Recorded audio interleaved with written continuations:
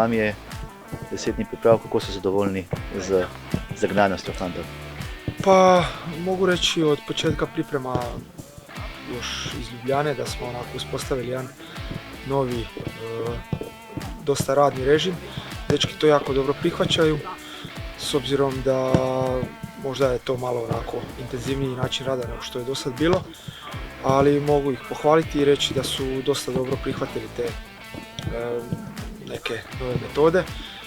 Nije im lako, ali već polako se adaptiraju na pojačani intenzitet rada i mogu reći da smo dosta mi svi skupa zadovoljni kako to u ovom dijelu praktički prvih 10-ak dana izgleda.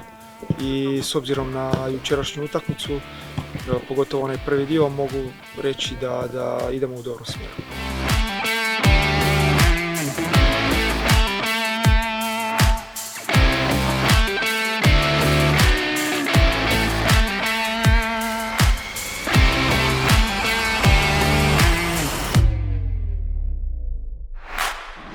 Nik, za vami je več kot 10 dni priprav, prva tekma. Kako se počutite utrujeno verjetno?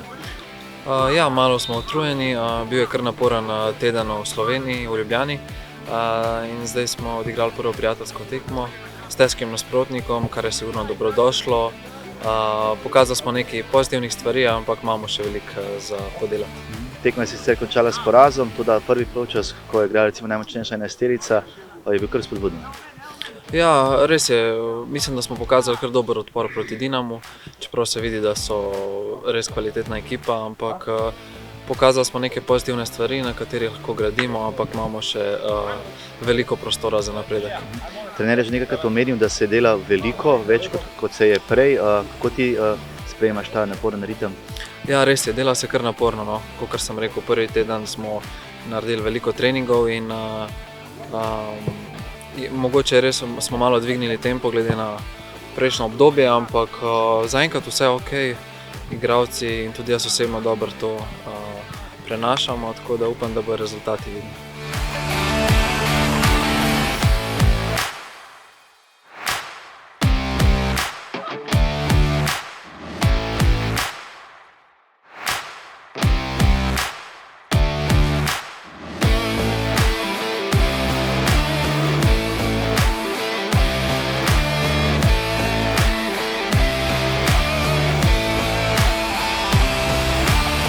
Jako lijepo, svako smo zadovoljni, organizacija mislim na najvećem nivou.